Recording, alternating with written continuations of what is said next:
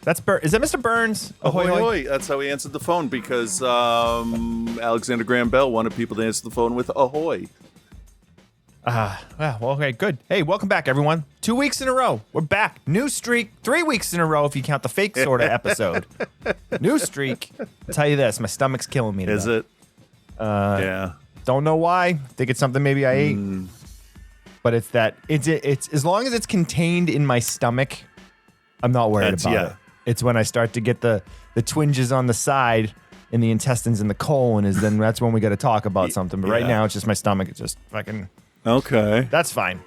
That's fine. But what about you, man? How you doing? Doing all right. I have ADD. Surprise. Said no one. No offense. I love you to death, but to the shock of no one. I know. Well, that's, obviously. I mean, fuck. I have a lot I'm trying to work through. So I'll joke about it a little bit here and there, but the long-term effects this has had on me is just depressing isn't the right word.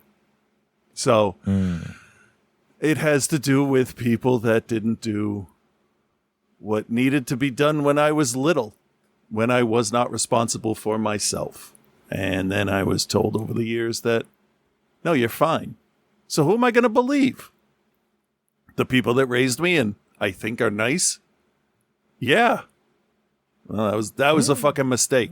And honestly, I'll tell you this. Remember 2 weeks ago, a week ago, I said, I don't know if I want to talk about this, but then I'm like, fuck it. They don't support me. They'll never hear it. Haven't heard a word. So yeah, I didn't expect. Yeah, let me just. I'm going to say this every week, and then I want to know what episode they find out. They won't find out because here's the thing. Let's use for me. I can only speak for me. Let's use my wonderful wife Melissa, who is very supportive of me. I could not tell you the last time she listened to an episode of the show. Yeah. So the idea that somebody that doesn't care about what you do or isn't locked into what you do in your everyday life actually finding out about it. I mean, the hardest thing about going no contact when somebody's giving you the silent treatment is there's no satisfaction. They don't know that you're going no contact. There's no satisfaction. And that's the thing. Like, my parents were always like, let's see the girls. Let's figure out a time to, meet up and do something, miniature golf, or like they don't even mind just sitting over there talking to them, right? My kids don't mind talking to their grandparents. Right. They got out of school in June. It's August, and not once have they suggested anything. That's the silent treatment. And I've decided that if you are going to fuck with my kids, fuck you. I mean, that's a fair point. Yeah. And that is a fair point. If they hear this, if my parents do hear this, they were terrible parents that only cared about themselves, but they taught me one thing. You can't spell fuck you without go fuck yourself.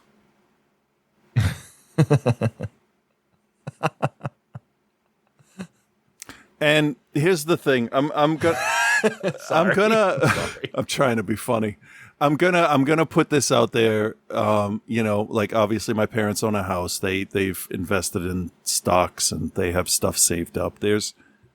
We'll be okay if we're in the will, right? Like comfortable, but not rich, obviously. I don't give a shit because my family's mental health and our relationships are more important than $500,000 or whatever fucking money they have squirreled away. I don't give a shit. Honestly, I have a job where people respect me and treat me like a normal person. And it broke me. It literally broke me because I had never experienced that from somebody like you and I. We were always like, you were my boss, I was your boss, but there was this respect of we know what needs to get done. So I never considered that a boss dynamic. We were just coworkers who knew what needed to get done regardless of what store we worked at. Neither of us cared about anything else. So yeah but I've never had a boss that's like an actual like director of the department. I'm a member. My department is a part of the Department for Space. We're a division of the office of the president, which is pretty neat. Not everybody's in the office of the president, but my theaters go along with what the planetarium's doing, and we're all sharing in this Mars exploration thing. And we've all had those bosses where you're like, I know it's last minute, but can I take tomorrow off? I had some stuff. And then you like over explain because you expect them to say no. So you try to guilt them into saying yes. That's every boss I've had. Any of those bosses. Yeah. I said to my boss. And they all say no. Yeah.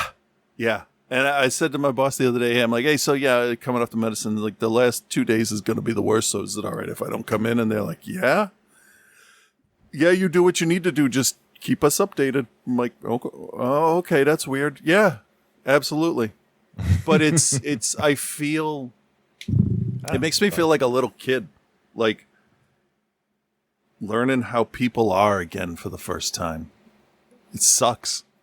Like the people I work with, they have absolutely no reason to trust me to do my job or any of that. Like I worked for somebody that was, at the museum, I worked for somebody that I guess you could say was difficult to work with.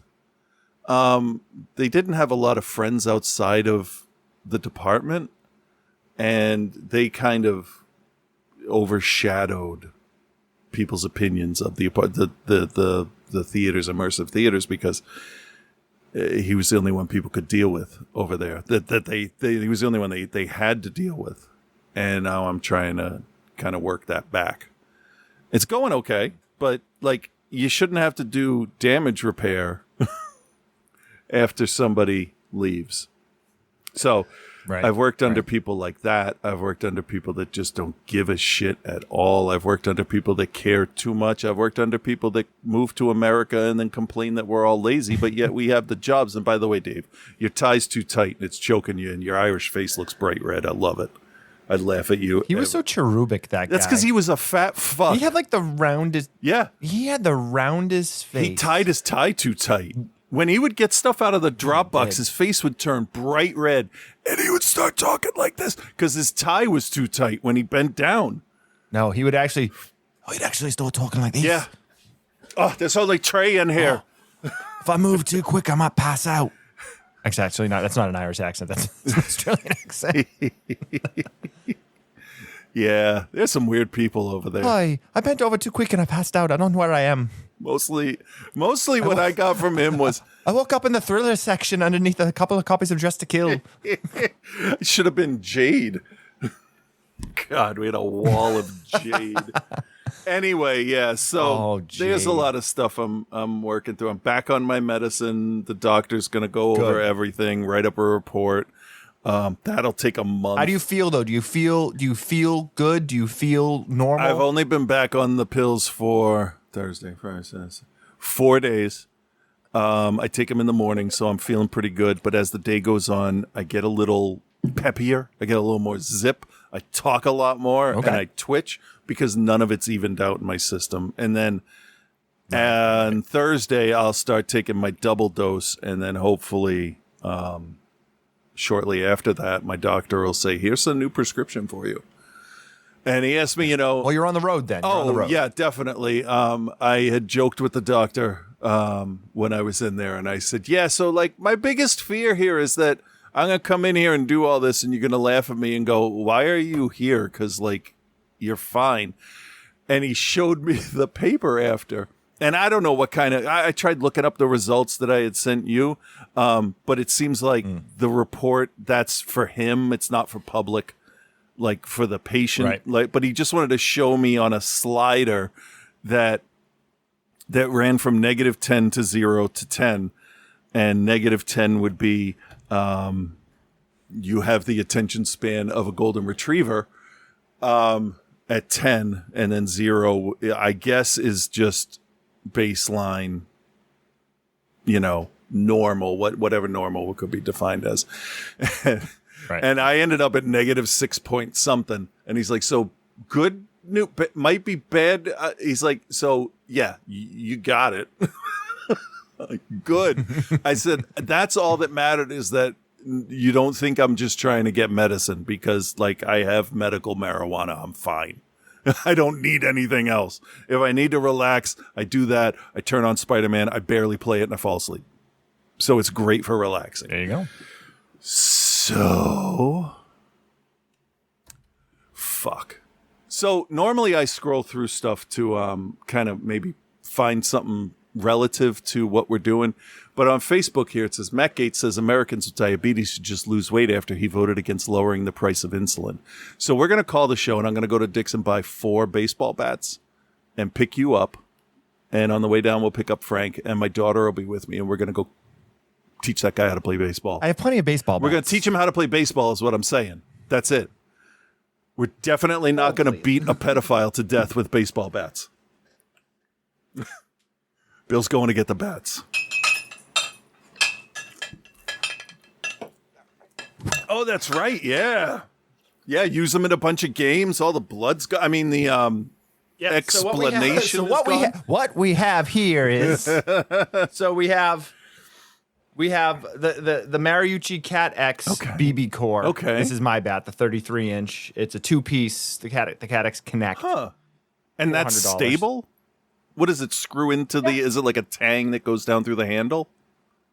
I don't know. I'm not going to. Oh, all right. That's fair. Then we got this USSA Cat X composite that I just purchased for Travis for next year. This is a $500 bat. Jeez.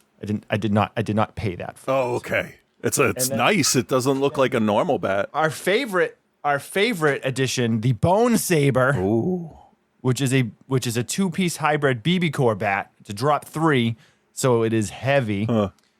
It's a 31-inch, which means it's a 28-ounce. If you need to bash in someone's head, this will do major damage. Okay. I would like... Also hits baseball. It's really fun. Oh, yeah, there's that. I'd like to point out that when I was little, there was the length of the bat and then wood or aluminum. Those were the choices I had. Yeah. It's very different now, and baseball bats have become very high tech. I saw a thing about this one dude. I don't remember anybody's names, but he, in practice, has this thing on the end of the bat down near, the butt, I guess. Is that what it's called? The stopper at the end. And it analyzes his swing and everything. But he got used to playing with the rubber protective cap on the bat. So he uses it, and the other team called him because it's illegal to use that in a game for whatever reason. And he took the little puck out, and it was approved by Major League Baseball, but the Royals coach was still bitching about it.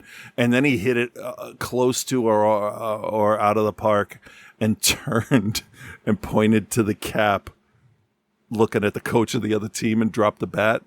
I love stuff like that when people are right, when you're like trying to find a nitpicky loophole because you're losing. I wonder why I hate that. Yep. Why would I hate a white guy? Who knows? Yelling about losing and trying to cheat his way. Anyway, so yeah, I'm doing all right. Enough. I'm doing, yeah. Okay, that's good. Thank you for asking. Good. No, I'm glad. We should probably get into the actual show, though. So welcome to Outside the Cinema. We're your hosts, Bill and Chris. Episode number 801. Thank you very much to everyone that tuned into episode 800 last week. It was good to kind of get back in there and get some emails from some people with some congratulations. And any of you guys that reached out, thank you so very much. If you're a member of our Patreon, thank you very much. I know we got a bunch of messages there. We're going to get into some Patreon stuff hopefully in the next few weeks. We're just kind of trying to get back into the groove of doing the show. So this week on the show, classic type of OTC content, 2 newer films, both from 2013. The British Vatican investigator POV found footage film Final Prayer, also known under the title Borderlands in the UK. And then the Alamo Drafthouse release of the Japanese film R100. Yeah, the letter R and the number 100. Yeah, two very different type of genre flicks this week. Yeah. Going to be bizarre. It's going to be. I think we're going to start a Final Prayer because it's going to be a more standard one, and then R100 is going to be it's going to be out there. I don't know how much we can actually say about it because it is so fucking weird, but we'll do our best. If you would like to join our Patreon and support the show, we've had kind of a downswing, and I know that's probably almost positive it's because we missed a few weeks of shows, but we've had kind of a downturn. If anyone's looking to join, patreon.com/outside the cinema. All the money we generate there goes directly back into the show for our hosting fees, internet fees, equipment fees, whatever we need to do to keep the show going. All that money just goes into an account that is there specifically to keep OTC alive. So if you had left and, are thinking about coming back, we would appreciate it. We are going to get into giving some Patreon-specific content for some people very soon. I know I keep saying that, but, I almost died in the hospital, so cut me some slack, all right? Yeah. I got one email from somebody the other day that was like, "Oh, I'm a casual listener, and I was catching up on some stuff, and I can't believe how sick Bill was." And I was kind of like, "Well, I didn't tell anybody, so nobody knew how sick I was." That's nice that people think that we would have told people. I don't know. Right. I am not making fun of that listener at all, but it's like a lot of people share a lot of stuff, so I can understand why you feel that you might have missed it. But outside of me posting a funny picture that, that I was the girl in Creature from the Black Lagoon and I got captured trying to find you. I had another picture. I was going to go, this was our tour guide. It was a picture of the creature. This is our tour guide. All he wanted to do was squeeze everybody's heads. But by then you had posted something about coming back. So it would have, I'll save it for later. Save it for later. But yeah, no one should feel bad that they didn't know. Because we don't. Yeah, like I said before, I didn't share it out there until after I knew I was going to be okay. And we're good. We're good to go. Yeah. So, all right. Let's start with Final Prayer this week. 2013. I know it has a trailer with a cool voiceover, so let's go with that if we can.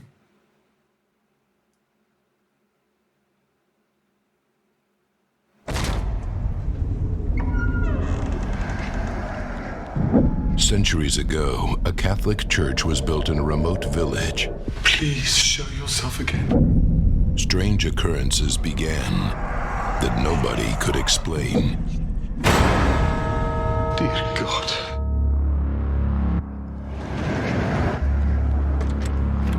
And what happens if we actually find some evil spirit? Can you tell us where the church is, Randy? The Vatican set up an investigation to disprove the myths. Built around 1260. Dog, where? But instead, they unearthed a terrifying secret. I've seen that symbol before. Yes, in the pagan times. The evil isn't inside the church. Is that a voice? It's underneath it.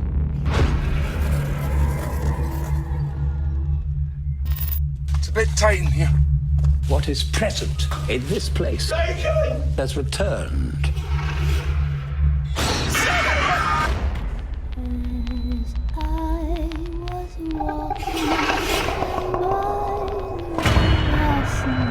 Have you ever seen anything like this before? Father Craddock. Oh, Christ!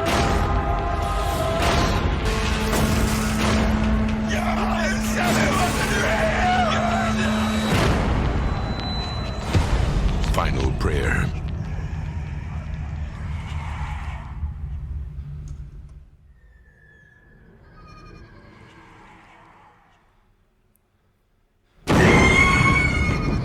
All right. Final Prayer, also known under the title The Borderlands. Actually, The Borderlands is its original title, but Final Prayer is actually a much more suitable title for it. Starring Gordon Kennedy, Robin Hill, Aidan McGarty, Sarah Anise, and Lee Arnold. Directed by Elliot Goldner. I don't know much about Elliot Goldner. No, me either. Hometown Horror 2019, Locked Up Abroad. So not a whole lot of stuff here. Some TV shows, the Lake Erie Murder. Oh, so he actually looks like he's probably gone on to work on a bunch of like Discovery Channel ID shows. Like I know Lake Erie Murders is an ID show, Hometown Horror is an ID show, Terror in the Woods is American Monster. Sorry, ID. Investigation Discovery. It's one of the Discovery networks. Okay. Never heard of it. So it looks like he's done a bunch. Do you have Max? No. Do you have Discovery Plus? No. Do you have cable anymore? No. That's why I don't know. Okay, then. Yeah, it's all crime. It's all like crime and like true. That's fair. Yeah, true crime stuff. Okay. It's actually quite good. I actually really enjoy it. So Final Prayer is pretty simple. You get a team of Vatican investigators. These are the guys that are supposed to come into different places that are claiming to have miracles. You got Deacon, who's your main guy. Gray is brought in as the technical expert. So he's got a bunch of cameras and audio equipment and all that stuff. And then we got Mark, who's the second priest that shows up. He's the like real estate locations guy. And they're investigating this happening at this church where Father McCready, who's the pastor of this, I guess, a really old church that they're in the process of rebuilding. They're doing a christening, and some stuff moves on the table, and they're calling it a miracle. Yeah. So they're coming in to disprove this miracle. That's essentially, kind of what those Vatican investigators do, because they can't let it actually like be a thing. Well, I mean, they're going in to disprove it, but if they can't, then they go from there, I guess. Yeah, but they couldn't disprove this and still tried to go from there. So yeah, it's a pretty simple premise and setup. Deacon is kind of like the guy that's been doing it for a while. He's jaded. We learned there was a situation, and we kind of opened with that with some footage of a situation that went very wrong at another place that he was at in Portugal or Brazil. Yeah, Brazil. And they had an investigation go very wrong. Yeah. And so he's now doing this one. And Gray is not a priest. He's a hired gun. He's the tech guy. He's got the cameras. Yep. They fit them with these head cams, which I thought was an interesting idea in theory. And they set that, the found footage trope right away, where they're like, listen, you got to wear this all the time. Right. Don't take it off except for like when you're sleeping or whatever. And if you're doing an investigation where anything can happen, the quickest way to film it is to turn your head. That works for me. So you're just looking at totally worked for me. Good. You've found your way to bypass. Why did we stop filming? It's their job to film. Right. Good. Right. Exactly. That is a key found footage thing for us right in the beginning. You got to set it up.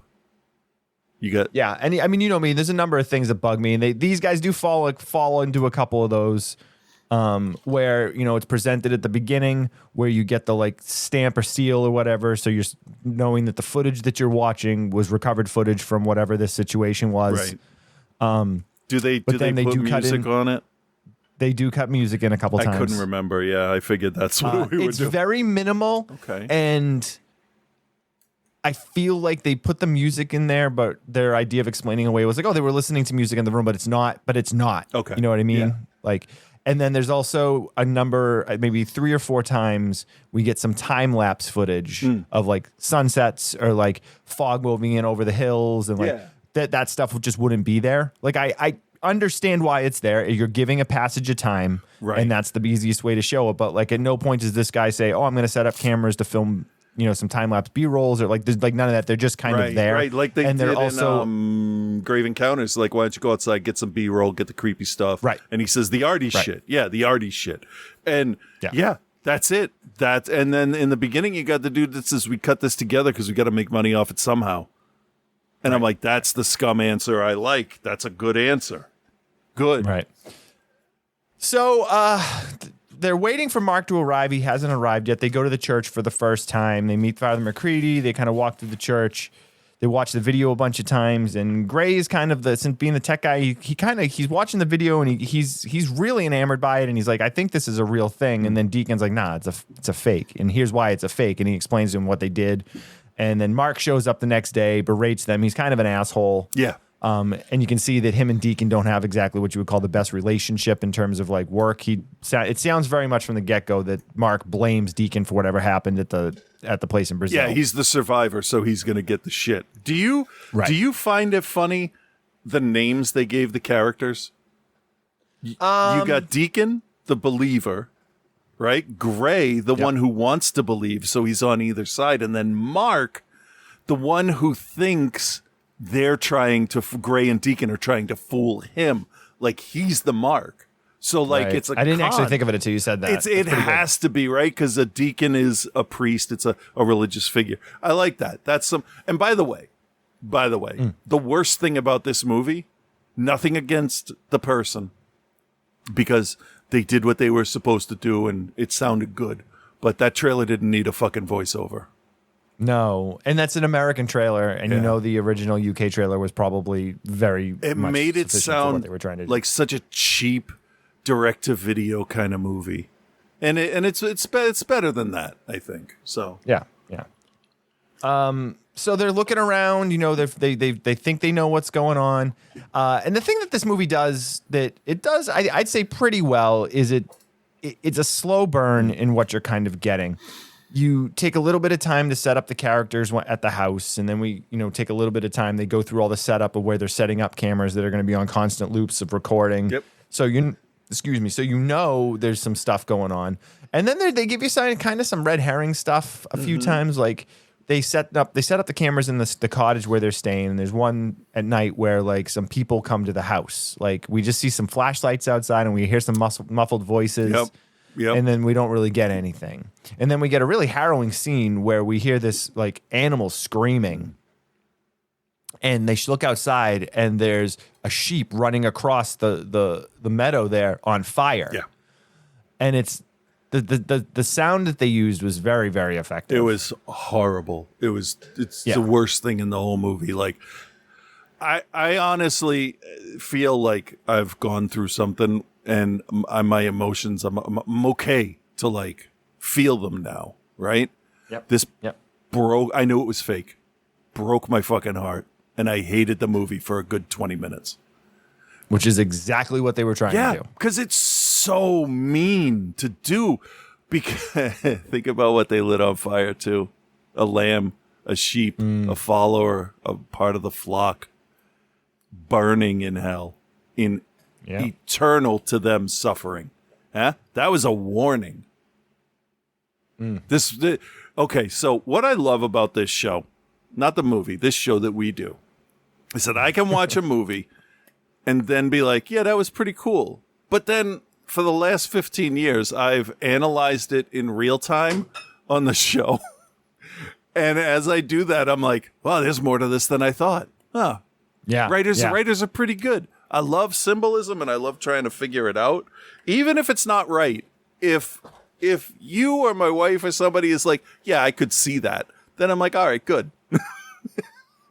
It doesn't matter if that's what they intended, but like, because you're going to interpret art the way you want it to affect you. Or it's going to be a burning sheep and you're going to be like, oh, fuck, now I feel like Shinji Ikari. Oh, well. That was awful. That was absolutely awful. Yeah, it's super, super effective for exactly what they were doing, but yeah. And terrible. Mark was absolutely callous about he didn't give a shit about any of it. So that It's tells just you his some character. kids are messing with us. Yeah. So the thing though that this film doesn't really necessarily do that is kind of a bummer is that it also doesn't really give you a whole lot to work with. We get some shots of the priest sneaking. So they tell the priest, they're like, hey, listen, for us to do this investigation, you got to stay away. You can't be here. Right. Because they're convinced that he's the guy that set it up and he's the guy that did it. Yes, because he's the only one. It's his thing. That's his parish. Nobody else. Yeah, and it's a very small parish too, because like there's the point where they talk to the guy on the bicycle outside and they're like, where's the church? And he like just doesn't answer them. Yeah. And that's not something that really came into play either at any point, which was kind of weird, I thought. There was no like, oh, you got to stay away from that church, or like, you know what I mean? There was no, Camp's got a death curse. There's none of that. Well, there's a reason for that. So I won't say anything until we get to it. But I think there's a reason they didn't tell them. Yeah, probably. So, and it just popped in my head, honestly. So they're doing the investigation. We see some overnight shots. The priest sneaks back in. Yeah. We see, you know, the basic stuff of like we hear voices and we hear, you know, some things fall and some things move. And it all seems very elementary type. Yeah, it's found footage we're stuff. at entry level poltergeist bullshit. Yeah. So where it starts to get a little more interesting is there's a point where they're doing the investigation, and Mark finds like a small tunnel or a hole or something underneath one of the on one of the walls, and he's trying to check it out, and we don't see it happen even though he has a head camera on, but something attacks him. and he's not right from that point on. Like he kind of gets back to his normal self, but he's never quite the same guy that he was before. Yeah. So, without giving anything away, I don't want to spoil this. This is a pretty good one, and I don't hear a lot of people talk about it. So, without spoiling anything in specifics, we are greeted with the Father McGraney character again. They question him. Some stuff goes one way, something goes different with him. Yeah, and the whole time they talk to him after this point, he just seems so defeated mentally, physically. He's the guy playing him really showed just entire body exhaustion in his last few scenes before, he's not in the movie anymore for whatever reason. Because the movie's not about him. So, nope. But that's great because these investigators are ignoring the stuff right in front of them because they've already drawn the conclusion before they've got there. Right. Or at least Mark has. Oh, yeah. Yeah. The other Deacon, guys, I think, too, maybe because he doesn't. Well, Deacon at one point says, he goes, we don't believe it until they give us a reason to, or something along those lines. Which is the opposite. And then that point comes. Yeah, that's the opposite of how you should approach that. You should try to disprove it, prove that it's not happening, accept that it is. That's your hypothesis. I think this happens. And then in the testing phase, that's when you try to disprove it. You don't try to prove it because it's at this spirit's whim that it's going to show you. So they sort of enter into the whole thing backwards. You got to go in believing the evidence, right? Innocent until proven guilty. You are innocent until the evidence shows you're not. Right. And I think that's the mistake these guys made. But that could be credited to every single fucking thing they've ever encountered was a hoax. And either they know that or they want it to be real. And they want it to be real more than logic. So who knows? Right. Yeah.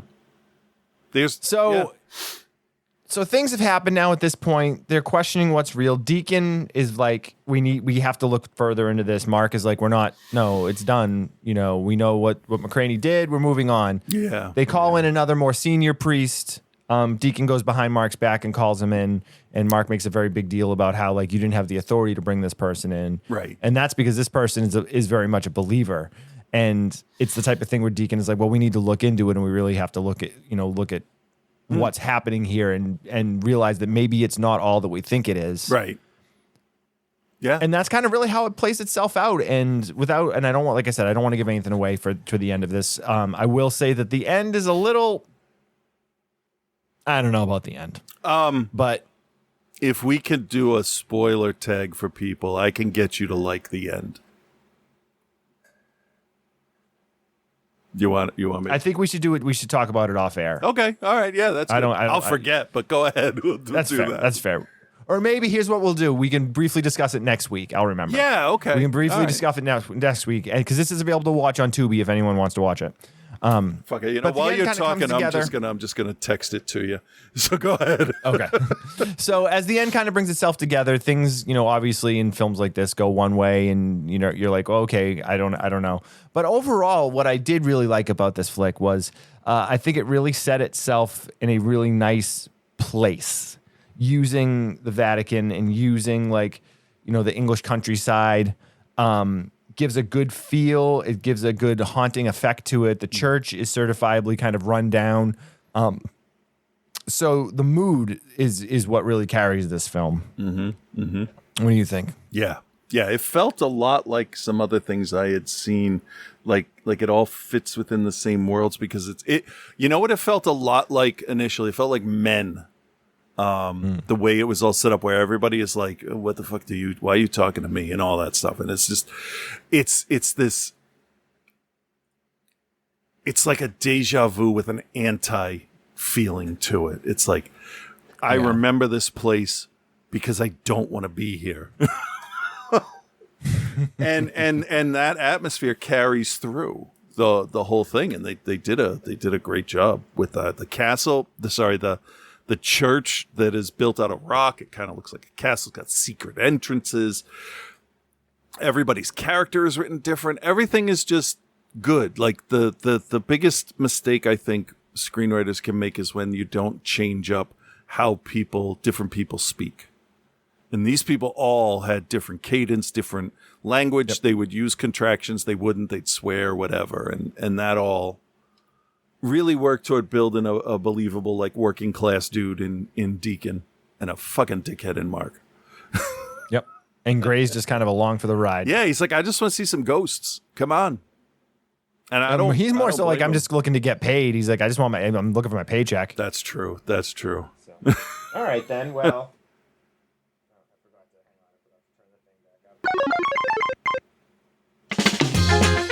Nope. There it is. All right, Chris, do you recommend, what is your grade for the Final Prayer? Or for Final Prayer or The Borderlands? Okay, so I am going to recommend this because it's pretty neat, and it's starring like a bunch of people that I don't know that well. I know I've seen a couple of them here and there. I will say Chekhov's, not gun specifically, but there was a payoff, and I am appreciative of that because it had to happen. And this was just a decoration thing that had to, drop my phone, that had to happen. So, yeah, recommend this. I'm going to give it a B. I would have gone higher, but the burnt alive sheep really still bothers me. So it went from a B+ to a B. Just because I'm going to skip that part if I watch it again. It's fair. All right, I'm going to give it a recommend. Yeah, I thought, we watch a decent amount of found footage and POV horror and stuff like that, and I think this is one of the better ones. I'm not going to elevate it to, like, the best, but it's pretty solid. I wasn't necessarily fully on board with the ending. I'd be curious to see what others think of the ending. But it would definitely be a type of thing where it's worth your time and worth checking out. Yeah. It's well made. It's well written. The use of the head cams works. I do wish there was a little more like different type of camera looks. They're wearing the headsets. There's a couple times where they're holding like a little mini like DV8 or something like that. But like, it would have been nice if there was a little bit more. I did also like there's a couple scenes where they go in and use audio equipment, which I thought added something to it, which was good. Yeah. I would like to see different glitches, different video glitches. Yeah, it's always the same video glitch. Yeah. And it's like, okay, I mean, I get it, but like, that also isn't really how video, I mean, I guess you wouldn't know how Supernatural would affect video, but I just don't feel like that's how it would be affected. You know what I mean? I would like to see it more as like an electromagnetic wave, how that affects CRT screens. You know how it like kind of pushes the image and warps it a little bit instead of just across the screen. Yeah. So, it's just, whatever. I'm going to give it a B-. Okay.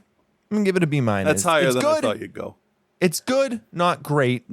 But if you're into this type of thing, and especially I always like whenever you start to kick religion in the balls, I'm always on board for that. So, that gives it. Yeah, now check it out. It's available on Tubi. Yeah. All right. Next up, we're going to go to Japan. The trailer for this has like a red band thing, but it says the following restrictor preview has been approved for 100-year-old humans by the motion picture distributor Drafthouse Films. This film advertised has been rated R100, restricted, no one under 100 admitted. Oh, is that what the title means? Whipping. Oh, did you not? No, you didn't know that? I didn't give a shit enough. Yeah. Kicking, whipping, sloshing, spitting, grenades, Drafthouse Films. Here's the trailer for R100.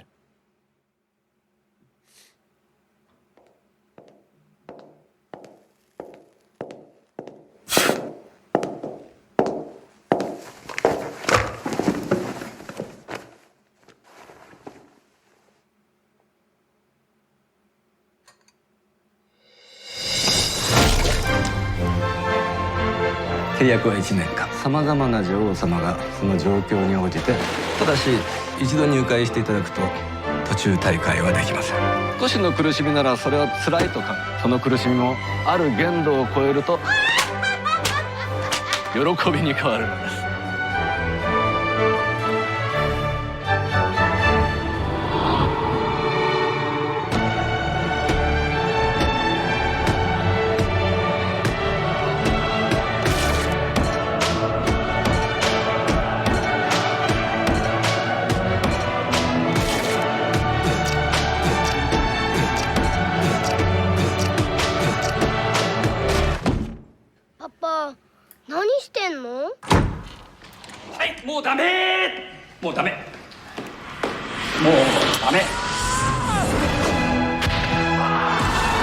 Against the rules to involve my family.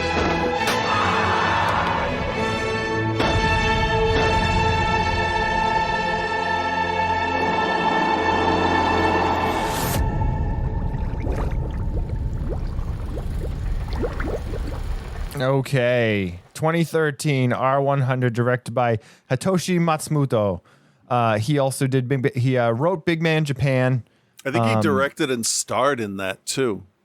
Yeah, he did. Because he was in this. But he was the cop, I believe, Yep. if I remember what Yep. he looks like. So if you were wondering what Ichi the Killer was doing after Ichi the Killer was released, this is where he ended up. He's the main character, Neo Amare. This is one I've had on the queue for a while and was trying to figure out when to cover it. It turned 10 years old this year, so it entered our 10-year rule. That's fair. And it starts as something and becomes something else, and then takes that other thing and then steps on it, and then they start again. This is a fucking wacko movie. This movie is fucking wacky. Not the word I would have picked. Okay. But go ahead. Curious. It starts off, you have Takafumi. He's a man who's trying to find joy in his life. We've learned that his wife is in a coma. He's got a young son that's probably about 9 or 10 years old. But he's searching for joy in his life. So he hires this exclusive, I guess, like bondage fetish club or like company. Yeah. To hire these different dominatrixes to show up in his life at random times and essentially just beat the shit out of him in different ways and different scenarios. Now, I'm not going to tell you and go out there and try to tell you like I am very like adept in the world of BDSM and this stuff, as I don't really know much about it. Yeah. But like I can't imagine that this is what it's like. The only thing that I can see that this is like is that the dude gets off on humiliation, which I am not judging. That's whatever. Nope, no judgment Whatever. here. That doesn't hurt anybody. Also, for a movie about BDSM, I know there's not a lot of nudity involved in that generally. Because There's no nudity, is there? in this movie. There is none. Like, Which is interesting. they're in the pool, full latex outfits, which must feel really interesting, actually, when you think about it. Because you're in the pool, but you're not wet. That must be neat. Anyway, so it's an odd choice to make a movie that is basically based around this man's weird orgasms and not have nudity in it. Yeah.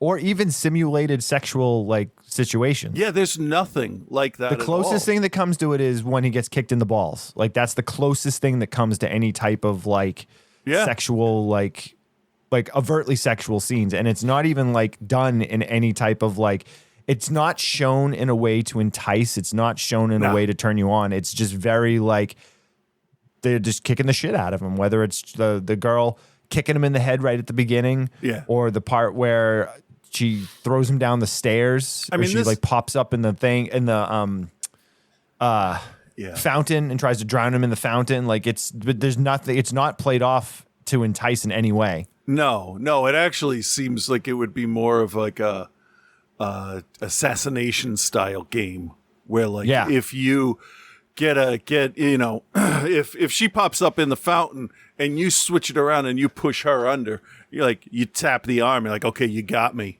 You've killed your assassin. Let me go. I'll try again later. That's like how it should be. She's like felt like they were legitimately trying to kill him. Right. Even from the beginning, and it did not make any sense to me. I mean, it did, but no, I mean, nothing about this movie makes sense. And as it kind of goes on and they kind of like up the ante, there's a point where we meet they start to name the different DOMs. And one of them is known as like the woman of 1,000 voices. Yeah. Because she can change her voice to sound like different people. Sure. And so that happens. And then you're like, what is happening? And then you meet the Spit Queen. That's who where just spits on everybody. Out. I was done at that point. And it's really interesting that you say that because at that point in the film, we cut to this group of people that are just sitting outside of a room. One guy's smoking, and they're all just kind of shaking their heads, and you're like, "Who are these people? Where did these people come from?" Yeah. And they start talking about the movie, Right. and they start being like, "How would that woman be able to talk like his wife? Like, she's never heard the wife talk. The wife has been stuck in a coma for the entirety of this film. So how would you be able to know what to sound like?" Yeah. And so these people then start critiquing it, and then we learn that there's some sort of either studio executives or reviewers or something, and they're talking about the director who was 100 years old and how he wanted very specifically to present this movie in a certain way so only people that were 100 years or older would understand what's happening. Yeah. And they're like, I don't get it. Why? Like, they're like, well, let's go back in and see more. And then the movie starts up again. Right. But at this point, things are now getting to a point of ridiculousness because we then meet another dominatrix who is known as like, what was she? She had the wicked big mouth and The she just gobbling queen, like gobble it up, not goblin, gobbling queen. Gobbling. And she's like queen. She like eats the wife's body, and then like all of this crazy shit starts to happen, and things are just ramped up to a point where you're like, what is happening? And then we get that group again coming storming out of the theater that is like, are you gobbling queen? They're like, what the hell is this? Like, what is this? This is so stupid. Yeah. I enjoyed that part of it and how they were like, the director knew what he was doing and how ridiculous it was, and then was like, I'm going to show you how ridiculous it is because I know, and I'm going to have these people tell you how dumb it is and how stupid it is. I'm going to go the opposite way on that, and I'm going to say that's really fucking lazy. You're going to make this stuff You're not up, wrong. and all you're going to do is have somebody explain it away that's not related to the movie, that has nothing to do with the story, that is watching it. They're going to tell me what I should think. Fuck you, lazy screenwriter. That's really fucking lazy. Really lazy, because if they hadn't come out and said gobbling queen, I would have been like, yeah, fuck, all right, here we go. I think this is more a comment on old directors wanting to make one last movie and they've completely lost touch with reality. Yep. So I agree with that. When they show the director and he looks like David Lopan in there, like he's clapping away. I'm like, oh man. And then he had the This is crazy. stupid orgasm face.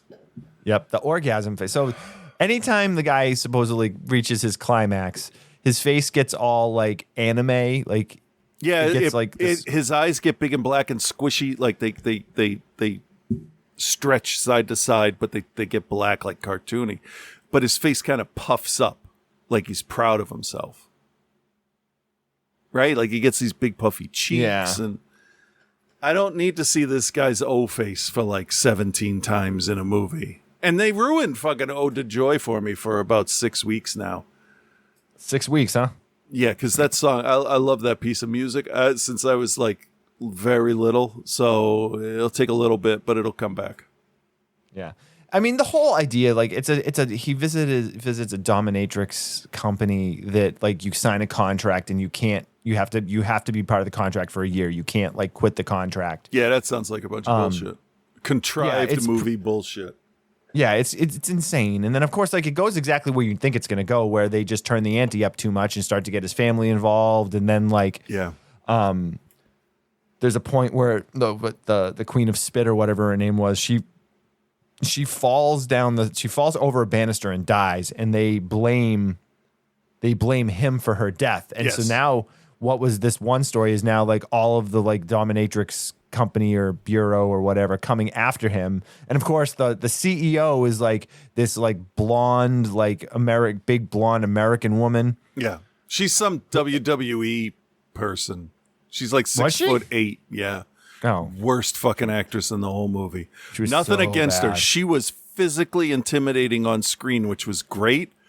But the stuff they made her do looked like they were just like, let's see what we can make her do and embarrass her. Like when she's Lindsay giving K. Howard. Yeah, she's giving her big whole speech about how, how do you do this and that and how'd you fuck this up? Meanwhile, she's just terribly diving into the pool after every sentence, and it's like, first off, you don't know how to dive into a pool because she's putting her arms up in front of her and then just kind of bouncing forward and doing some kind of belly flop. It's not great. He's got to be making fun of something there too. It has to be. I can't imagine the choice of picking someone for their size with no acting experience at all to be the big bad of your movie. Yeah, she looks like she only worked in WWE and NXT for like a year. She wasn't there for very long. Okay. Yeah, I didn't do a lot of research. I've never seen her before, and I mean, that's why I was surprised you said really. Yeah, she's kind of unforgettable. right. Just not in a good way. Not here, no. No. And then like that. So then like the Gobbling Queen eats his father-in-law. Why? And I don't know. And then the kid, like, what happens with the so he's got a son. Yeah. And so they tie the son up because the son walks in on them having one of the bondage scenes. Mm-hmm. And like then the kid just disappears. Like, no, he was hanging from the ceiling, wasn't he? All tied up. Right, yeah. But then after they tied after him that up he's gone. Oh no. He gets that same face. Right. But then we don't like he's just out there in the world. Like, it's I don't know. It's for something that the guy tried so hard to like make smart and witty and like meta, like it doesn't make much of an effort to like really get there though, you know? Yeah. I do. It's so funny because you watch the trailer for it and you're like, all right, this could be interesting. But it's just not. It's just it suffers from try too hardism. Yeah, I think is probably it's and also like again, if you're going to try to make this movie, like I felt like they should have at least attempted to make it, titillizing at the beginning at least when it first started. I can totally see like making it be like, all right, cool, like and then making those steps, and then you supposedly but if right from the get go you're like they just feel like they're trying to kill this guy. Yeah, but not going far enough. Right, like just getting it right to there and then being like, all right, cool, we'll see you tomorrow. Yeah, we're going to slowly kill you over the course of a year and a half. Yeah, it's a really weird one. And I don't really know how I feel about it. So I'll let you figure that out. All right, Chris, do you recommend and what is your grade for R100, which is available to watch on Tubi and on Plex and on Mubi? Yeah. And Fandor. If anything we said makes you go, oh shit, I need to check that out, whatever I say isn't going to matter. So if it's at all, any of that at all sound interesting to you, I'm going to leave it up to you. I'm not picking a side on this because my side would be Fair. Fuck no. And you can say that then. Yeah. What do I give this movie for a grade? I am never going to watch or think about this movie by my own choice ever again. I hated it. I thought it was stupid. And I thought, like, there's no point. Like, for an American audience, for me, an American viewer, everything was lost on me. Because I can't sympathize with the position that guy is in. At all. I wouldn't have some woman out there beating me up if my wife was in a coma. That's just something I just cannot. I can't. So I'm gonna give this an F. Fuck it. I don't like it at all. They tried to gross me out, and it was just. It felt like childish pranks, which I think is the worst thing you want from your BDSM movie. So, yeah, it's an F, good. And. I guess maybe check out the first half or the second half. It doesn't fucking matter. This is basically the group from Squid Game, and what else can we? This is like a shitty ripoff of Audition. Yeah. All right. Not a fan. Yeah, I don't think I can recommend it either. If you're really into weird Japanese cult cinema, then maybe it's worth checking out. Because it's weird, and I'll give the director credit, Hitoshi Matsumoto. I'll give him credit for trying. He made a very technically well-made movie. Yeah, like the girls look good. Mm-hmm. Like the scenarios that are set up look good. I just don't. It just doesn't work though when you try to get all meta and like. I appreciate the effort. It just didn't work. It just didn't work. I can see why Alamo Drafthouse picked this up because back in 2013 we hadn't seen a million weird out movies. Oh yeah. Like I much prefer. Go ahead. I was gonna say I much prefer if we're gonna do Japanese cult stuff. I much prefer like Machine Girl or Tokyo Gore Police. The stuff that's like if you're gonna go there, fucking go there, right? Right. Yep. This is like softcore porn when you've been edging for like 6 years. It's the softcore porn without the core. Yeah. So it's like it's just a movie. Yeah, it's weird. It's weird. So for a grade, I'm not gonna fail it, but I'm gonna probably give it a D. There's things that I appreciated in it, but it just come on, lazy. Yeah, from our point of view, lazy. Maybe a Japanese viewer could explain why it's good. If it is. I don't even know if it's It was funny, though, at the end when he started throwing their grenades and then just, like, the army of Doms just started, like, flying through the air. Yeah. I guess. If you'd seen nothing before it and just watched that part, you would have been like, ha, all right. Yeah, that would make a good reel, that one scene of them just walking through the explosions. And then it'd be like every other reel where you're like, whoa, what movie is that? And it's like, yeah, Troll 2. Oh, shit, you fooled me. Speaking of Troll 2, Joe's back this week. Let's see what he's talking about. Okay. It's been a while. How did I start these fucking things? Oh, yes. Well, hello, Bill. Hello, Chris. And hello, OTC Nation. It's your boy Joe here, and this week Bill took me back to Japan because he made me watch Ju-On, The Grudge. One thing I never really touched on in any of the previous Grudge reviews is the text that opens every one of these films. Even here in the OG film, it's there. Though a little choppier here because translating Japanese into English is like trying to put one of those old laser discs, like the size of an LP, into your PS5. I'm sorry, the formats are just a little bit too different. You just go a piece at a time.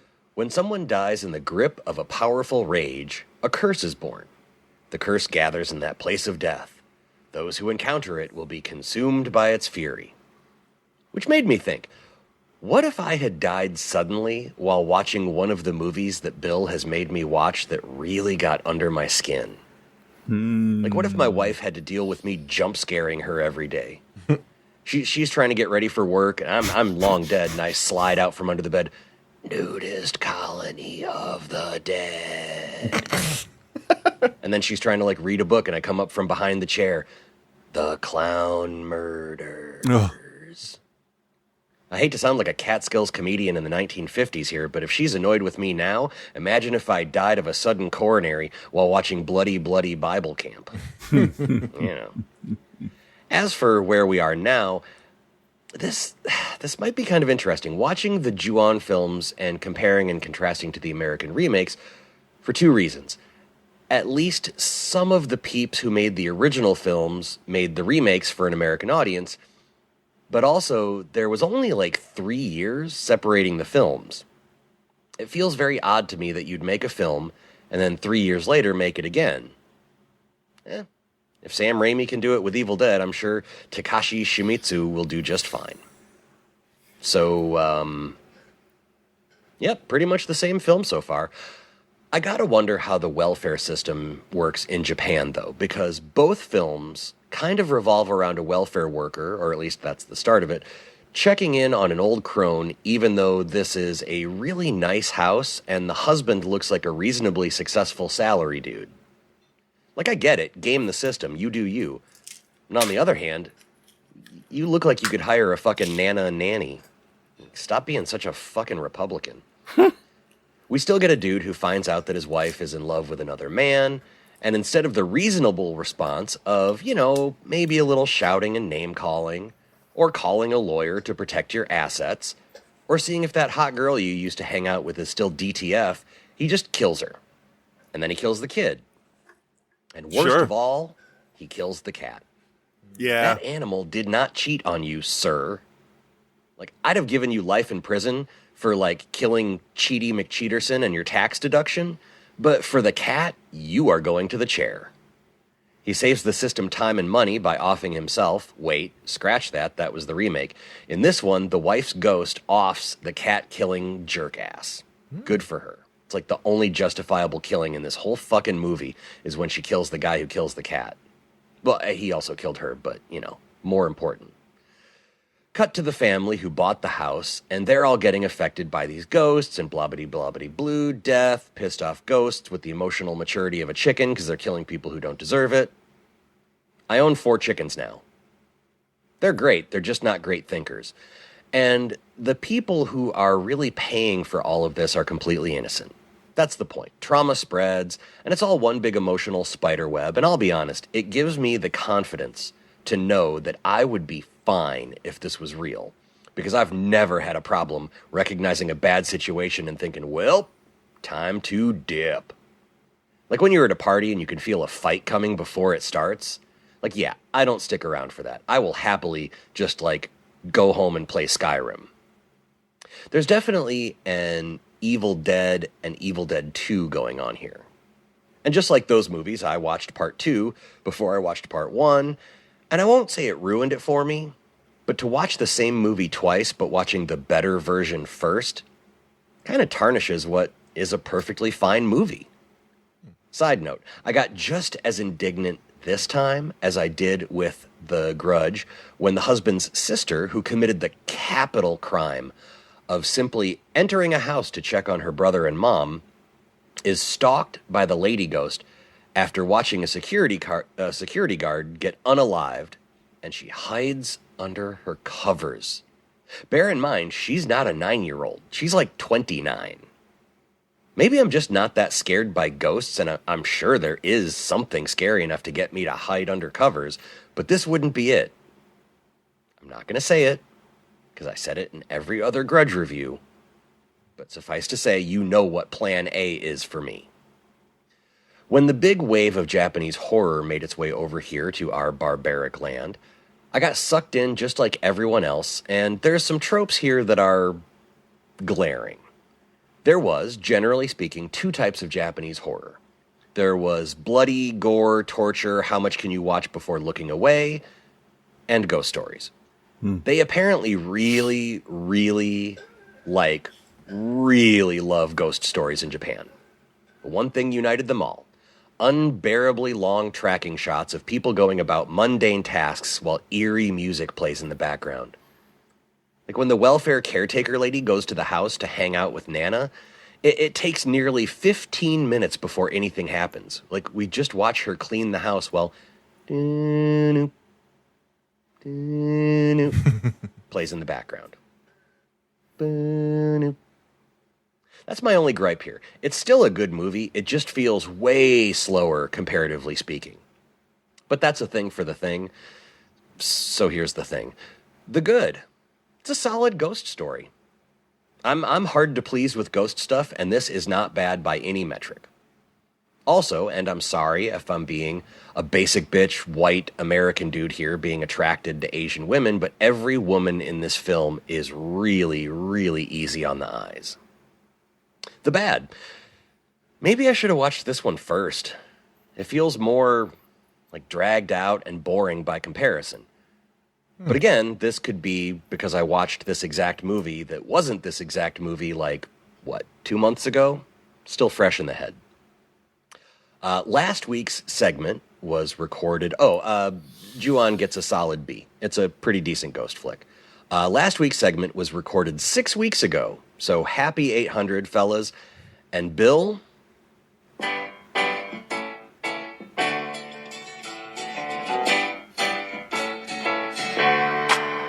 Welcome back. Yeah, I get it. Welcome back, buddy. I'm glad you're doing okay. We were all very concerned about you. No, Glad you weren't. You're on the mend. No, you weren't. You guys are my favorites. Ju-on, like I said, gets a B, and I'll be back with Ju-on 2, Electric Boogaloo, next week. So until then, be good, everyone. So I think what Joe's going to have to do is, if he's running through the Japanese Ju-on movies, is he's probably going to have to stop at a point and then go watch the Japanese Ring movies. Oh yeah. When we get to those join up, when he gets to those join up movies. So, Joe, I'm sorry, you're going to be doing Japanese stuff for probably the next couple months. So Apologies up front. Okay. Speaking of apologies, this guy owes us one. Oh, yeah. Just in general. I don't know. I mean, nothing in particular. I'm just sure he should say sorry for something. He's like, it's gonna suck. Yeah. He's like, this is what we would have to do to avoid the surgery. So what do you think? I go, well, I'm like, it's June 20th or whatever it is. I'm like, the summer's just starting. My kid just got out of school today or whatever. Yeah. I'm like, I'm supposed to go to the Caribbean at the end of August. I'm like, I can't go to the Caribbean if I have a fucking bag of shit hanging off my leg. Like, and he's like, oh, all right. So what you're saying is Reverend Scott's not going with you. Oh, finally got one on him there. Bag of shit. Boy, it's sure great to be back.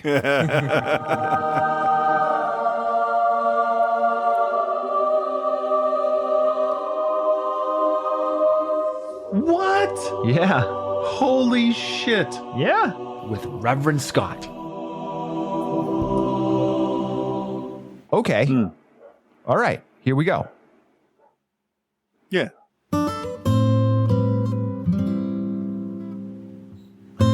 Hey there, that one guy and the other guy. This is Reverend Scott, and I'm back on whatever podcast this is. So yes, it's Outside the Cinema. I'm Bill. That's Chris. Welcome back. Oh yeah, that's right. I remember now.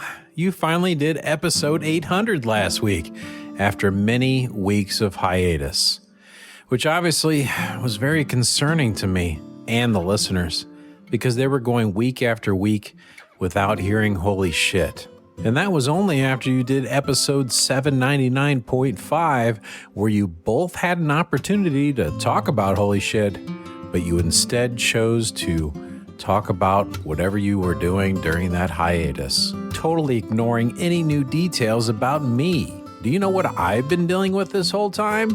No. And that's great. Well, weeks went by without a new episode, and I waited. Then more weeks went by, and I continued to patiently wait, hoping Bill and Chris would notice my extreme patience and reward me for it.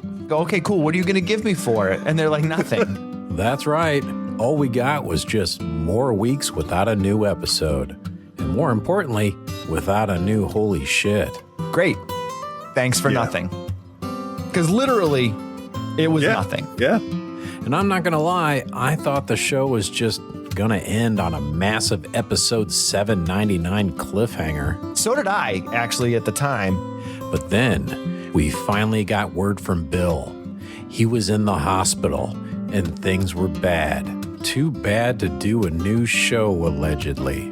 Which I basically took as Bill saying, I kind of don't care anymore. But damn it, I still care. So obviously, I offered to fly out to the hospital to visit with Bill in person and touch him. That's a great touch. I'm pretty sure the rules state that that's allowed as long as it's during visitation hours. I don't know, I may have to look that up. Don't look it up. And due to what I can only imagine was a filing error, the hospital informed me that I was not listed as Bill's power of attorney. So I was expecting some opposition from hospital security, which is why I enlisted Chris to assist me, and he was more than happy to oblige. Hold my iced matcha latte. We're going to do this. That is, until he got preoccupied with a crypto Star Wars NFT scam. Hey, I think I know how to double this $5,000. So I knew it was then totally up to me to save Outside the Cinema and rescue Bill from the American healthcare system. No, see, that doesn't even make any sense. That sounds fucking stupid. It is stupid. I'm not arguing that with you. So to make a long story short, I pulled a few strings and now Bill is safely back at home and we can again have regular episodes of OTC and more importantly, new holy shit. And don't you think that just because Bill was back at home that he wanted to just jump back into making more podcasts? No, Bill had other plans involving mind control, communism, and world domination. And while I'd normally be totally cool with all that, since none of these plans involved our dear listeners receiving more holy shit, I had to squash that as well. And only then did Bill reluctantly return to the microphone. I couldn't get my cult off the ground, so I guess I'm doing this. Yeah. So, again, you're welcome, everyone. You know what happens. It happens. Oh, and before I forget, you did do some reviews of movies last week. If you want to know what I thought about Evil Dead 2013, pop on the old OTC archive and listen to episode 314, where I place it in my top 10 favorite movies of 2013. Spoiler alert, it didn't win. But what do you expect? Pacific Rim came out that same year. Anyway, here's a summary of your review. How many buckets of blood did you order? Whatever it was, all of them. I ordered all of them. We'll double it. Okay. I give your review of Evil Dead 2013 a B+. The other movie was Evil Dead Rise, which you both decided to spend half the show reviewing, despite the fact that I already reviewed it expertly on my segment on episode 794. Yeah, I'm now settle the fuck down. All right, right, settle down. But it was still a pretty good review anyway, and I give it also a B+. But my review gets an A. Wow. Of course it does. Anyway, at the end of the day, I think we can all breathe a sigh of relief now that Bill is feeling better and back on the microphone. And after Bill has now heard everything that I sacrificed during my difficult time that he was gone, I'm really curious as to what he has to say to me about it. Hey,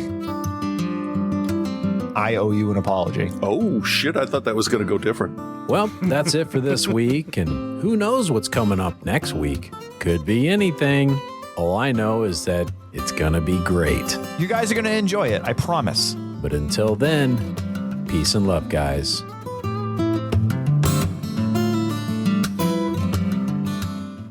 Holy Shit with Reverend Scott, the only podcast segment able to save Bill and Chris from a medical emergency. And you can trust me on that. Look, my entire ass is torn to pieces. Don't fucking lie to me.